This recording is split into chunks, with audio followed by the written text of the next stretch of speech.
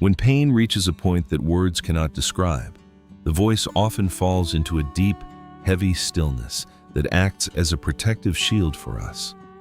Many believe that silence is a sign of weakness, but in psychology, it is a deeply complex and strategic reaction of the human mind under pressure. Have you ever felt like the world is moving too fast while you are frozen in place, unable to find the right words to speak your truth? This choice to go quiet is rarely about having nothing to say. It is often about having too much to say and no safe place to land. Like a calm lake on the surface, the silence of a hurting person often hides a depth that is much more turbulent than anyone can see. Every hurt is like a stone thrown into our inner world, creating ripples of emotion that we must process before we can ever hope to speak. In these moments, silence is not an absence of thought, but a heavy presence of feeling that demands our full attention and inner quietude. Today, we explore the hidden psychology behind why we retreat into ourselves when we are hurt, and what that silence is trying to tell us. Think of your social self as a theater performance. When you are hurt, the internal play becomes too difficult to perform for an external audience. We often wear a mask of strength, smiling through the pain because we fear that our true emotions might be too heavy for others to carry. But eventually, the energy required to maintain the act runs out. We must retreat behind the scenes to find a moment of honest, raw vulnerability. This is where the silence begins. It is the backstage of your mind where you finally allow yourself to stop performing and just simply be. In the quiet, we are not hiding from the world as much as we are protecting the fragile parts of ourselves from further external judgment. Neurologically, when we experience emotional pain, our brain's alarm system, the amygdala, goes into a state of high alert, seeking immediate safety and rest. When the brain is overwhelmed, it often triggers a freeze response. Silence is the physical manifestation of that psychological freeze, a way to survive. By cutting off external communication, the mind can redirect all its energy inward to process the trauma and begin the difficult work of self-regulation. It is an act of intense self-control. Instead of exploding in anger or lashing out, we choose to contain the energy within our own boundaries. But this containment comes at a high cost. It requires immense mental strength to keep the doors of our heart closed while the storm rages. We fear that if we open our mouths, we might lose control, or worse, that our words will be misunderstood and used against us again. So we stay quiet, building a wall of silence that serves as a temporary fortress against a world that feels increasingly unsafe and unpredictable. To understand the quiet, we must look at the iceberg of the soul. What you see on the surface is only a tiny fraction. The silence you see, the lack of response, the distant gaze, is the part of the iceberg that sits above the cold, unforgiving surface of water. Beneath the surface lies a massive weight of suppressed disappointment, the fear of being rejected, and the exhaustion of trying to explain the unexplainable. We often feel that the energy required to translate our complex pain into simple words is simply too much to ask of ourselves right now.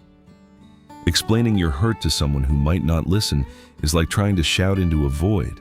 It leaves you feeling more empty than before. So, we choose the safety of the library within our minds, where our stories are kept on high shelves, away from the hands of strangers. In this inner sanctum, our silence is a form of self-preservation. It is the only way we know how to keep our dignity intact. Look closely at someone who has gone quiet.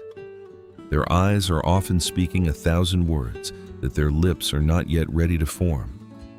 That silence is a boundary. It is a sign that says, "I am currently under construction. Please do not enter until the foundation is stable."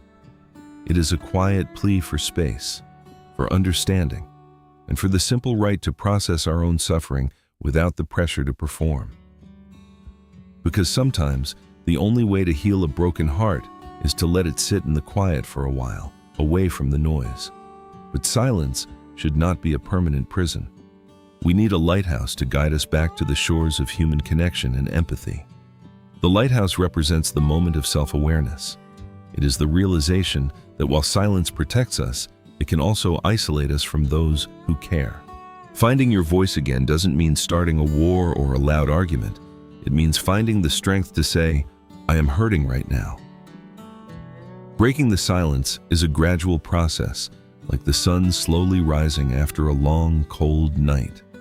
It starts with a single, small spark of courage. We learn that our words are not weapons to be feared, but bridges that can be built to reach the people who truly love us. When we communicate our need for space, we turn our silence from a wall into a door that we can choose to open. Imagine a conversation where you don't have to defend yourself, where your quiet is respected and your eventual words are received with genuine care.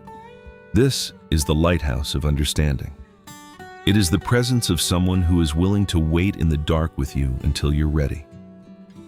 Hiring the right people to be in your inner circle means finding those who can hear your silence and not feel threatened by its weight. Growth often happens in the quietest moments. Just like a seed beneath the earth, our healing begins in the dark, hidden from the sun. Don't rush the process. Let your silence do its work, but don't let it become your permanent home. You were meant to bloom eventually. Building back the bridge to the world takes time, one word at a time, one honest feeling at a time, until the connection is strong again.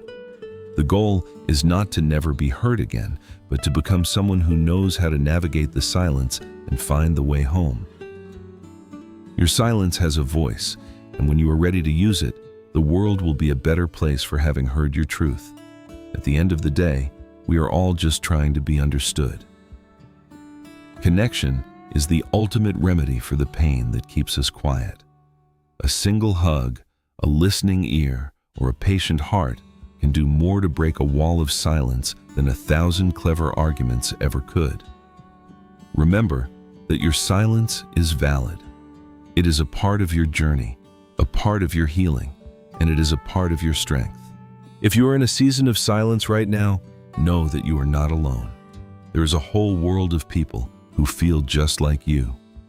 Take all the time you need. Your voice will return when the internal storm has passed and the foundation of your heart is firm once more. Have you ever chosen silence as your shield? We would love to hear your story in the comments below. Your experiences can help others feel seen. Thank you for spending these moments with us. We are here to explore the depths of the human mind together, one step at a time. Don't forget to subscribe and hit the bell for more insights into the psychology of being human. Be kind to yourself, and we'll see you soon.